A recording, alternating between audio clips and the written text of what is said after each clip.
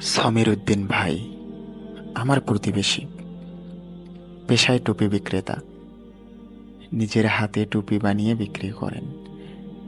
পেশাটা মূলত পৈতৃক সূত্রেই পাওয়া। ওনার বাবা জমির উদ্দিন সর্দার হাতে কলমে ছেলেকে এই বিদ্যে শিখিয়ে গেছেন। দিব্যি যে ব্যবসা করছেন তা অবশ্য নয়, কোনো রকমে দিন গুজার যাকে বলে। সমীর উদ্দিনের তাতে কোনো আফসোস নেই যদিও, তবু তার মুখে একটা কথা প্রায়ই শোনা যায়, বাপে আমাগো লাগে একখান মসজিদ ছাড়া আর কিছু রাইকা যায় নাই। কথাটা মিথ্যে নয়। মানুষ সন্তানাদের জন্য ব্যাংক ব্যালেন্স, জায়গা জমিসহ নানা স্থাবর অস্থাবর সহায় সম্পত্তি করে গেলেও জমিরুদ্দিন চাচা রেখে গেছেন কেবল একটি মাটির মসজিদ। সারা জীবন নিজের হাতে যা কামাই করেছেন তার মধ্যে যেটুকু সঞ্চয়াদি ছিল তা দিয়েই বাড়ির নিকটে জমি কিনে তাতে নিজ হাতে মাটির একটি মসজিদ তুলেছেন। জমিরুদ্দিন চাচার স্বপ্নই ছিল এটা। আমরা তখনও অনেক ছোট। দেখতাম চাচা সারাদিন হেঁটে হেঁটে টুপি বেচতেন, সাথে থাকতো সমীর উদ্দিন। আমাদের দেখলেই চাচা হাঁক ছেড়ে বলতেন, ও বাজানেরা, আমি মসজিদ বানাইতেছি একখান, তোমরা নামাজ পড়তে আইসো কিন্তু। লজেন্সের লোভে আমরা চাচার মসজিদটা দেখতে যেতে চাইতাম, কিন্তু বাবা বাগড়া দিত, বলতো জমির পাগলার কথা হইল না, খাইতে ভাত পায় না, আবার হেতে বানাইব মসজিদ। ব্যাঙ্গের হয়েছে গিয়া সর্দি জ্বর, লজেন্সের লোভ দেখাইয়া তোমাগরে নিয়ে হাটে বেচে দেব কইলাম।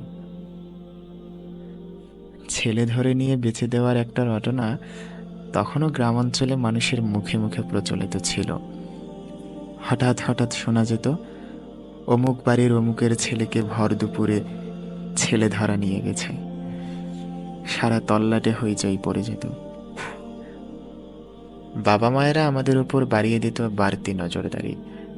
দুপুরের ঘুম তুলে রেখে মাঠ দাপিয়ে বেড়ানোর আমাদের যে আদিম উৎসব, সেই উৎসব চলে যায় এই ছেলে ধরা গুজবের তোপে। কি সকাল, কি দুপুর বা বিকেল, বাচ্চা কাচ্চারা বাইরে বেরোতেই যেন ভুলে গেল। চাপা একটা ভয়ে শীতল হয়ে থাকে সারা গ্রাম। বাইরে বেরোলেই বিপদ। ওত পেতে আছে ছেলে ধরারও দল, কিন্তু সেই ছেলে ধরার দলকে কেউ কোনোদিন চোখের দেখা আর দেখল না। কেবল মানুষের মুখে মুখেই ছড়িয়ে পড়েছিল তাদের খ্যাতির বাহার। জমিরুদ্দিন চাচা লজেন্সের লোভ দেখিয়ে আমাদের হাটে বেচে দেবে। বাবার এই কথা আমার বিশ্বাস হলো না। যে লোক টুপি বেচে, যে লোকের মাথায় টুপি, মুখে লম্বা দাড়ি, সে লোক মিথ্যা কথা বলতে পারে? সে লোক ছেলে ধরা হতে পারে? এক দুপুরে বাড়ির সকলের চোখ ফাঁকি দিয়ে আমি বেরিয়ে পড়লাম জমিরুদ্দিন চাচার বানানো মসজিদ দেখতে। আমাদের পাশাপাশি বাড়ি হলেও মাঝখানে রয়েছে একটা মৃতপ্রায় নদী। এককালের ভরা যৌবনা নদীটা এখন তার ভগ্নাবশেষ নিয়ে কোনো মতে এখনো টিকে আছে। যদিও মৃতপ্রায় নদী, স্রোতের বালাই নেই কোনো, তবু একশিনা পানি তাতে বর্তমান থাকে সর্বদাই। সেই পানির গা জুড়ে বসতি করে থাকে অসংখ্য কচুরিপানা। এই একশিনা পানি ডিঙ্গিয়ে কচুরিপানার আস্তরণ সরাতে সরাতে জমির চাচার মসজিদ দেখতে যাওয়ার কোনো মানে হয় না। আমি অন্য পথ ধরলাম। 8 ক্রোশ পথ ধরে ঠিক ঠিক পৌঁছে গেলাম জমির চাচার বাড়িতে। এক একটা জারুল গাছের নিচে বৃদ্ধ মানুষের শরীরের মতন জবুথবু হয়ে থাকা একটা ঘর। ঘরের দেয়াল গলে বাইরে বেরিয়ে যেতে চাইছে যেন। সামনের খুঁটিগুলো জমিরুদ্দিন চাচার জীবনের প্রতিচ্ছবির মতোই দুঃখের ভারে নুয়ে পড়েছে। ভীষণ বর্ষার বিপন্ন সময়ে এই ঘর কতখানি বিপজ্জনক তা দেখা মাত্রই আঁচ করতে পারা যায়। তবুও জীবন কি থেমে থাকে? সাপদ সংকুল অরণ্যের মাঝ থেকে মধু সংগ্রহ করতে যাওয়া মৌয়েলেরা ভালো করেই জানে ঘন জঙ্গলের কোথাও শিকারের লোভে হা করে আছে কোনো ক্ষুধার্ত বাঘ, কিংবা কোনো তরুলতার গায়ে লেপ্টে আছে বিষধর কোনো সাপ। উভয়ের মরণাঘাতে মৃত্যু অবশ্যম্ভাবী জেনেও তারা গহীন অরণ্যে পা বাড়ান। কারণ জীবনে বাঁচবার যন্ত্রণা মৃত্যু যন্ত্রণার চাইতেও মাঝে মাঝে প্রবল হয়ে ওঠে। জমিরুদ্দিন চাচার জীর্ণ এই গৃহখানা দেখলে এমনই বিপদ সংকেত পাওয়া যায়। যে কোনো মুহূর্তে, যে কোনো ঝড়ে ধ্বংসস্তূপের আগাম চিত্র যেন চোখের সামনে ভেসে ওঠে। অথচ এই ঘরেই চাচা জমিরুদ্দিন বাস করে যাচ্ছেন বছরের পর বছর। এখানেই তিনি টুপি বানান, এখানেই সংসার, এবং হয়তো এখানেই তার জীবনের পরিসমাপ্তি। মাথার উপর থেকে দুপুরের সূর্য সরে হালকা পশ্চিমে চলে গেছে। এখন বিকেল।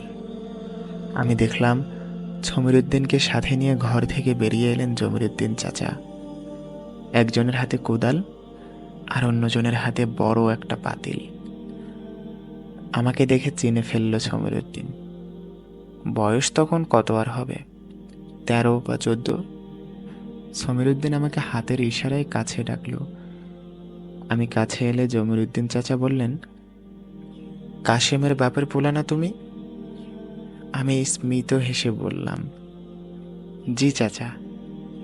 মসজিদ দেখবার আইসো? হ। মাশাল্লাহ মাশাল্লাহ। সমীর, পকেটে লজেন্স আসেনি? নাই বাবজান, সমীর উত্তরে বলল। ঘরের তেন 2টা লজেন্স নিয়ে আয়, তাড়াতাড়ি যা, পোলাডারে 2টা লজেন্স দে। সমীর পাতিল মাটিতে রেখে লজেন্স আনতে যায়। ঘরের কপাট খুলতে গেলে ক্যাচ ক্যাচ শব্দ হলো। চোখের পলকেই সমীর লজেন্স নিয়ে ফিরে আসে। আমার হাতে লজেন্স 2খানা পুরে দিয়ে সে বলল, 2টাই তোর। সত্যি কথা হলো, লজেন্সের লোভে আমি জমির চাচার আস্তানায় হানা দেইনি।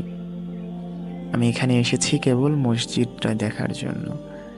সেই মসজিদ যার গল্প জমির চাচা সারা গ্রামময় করে বেড়ায়।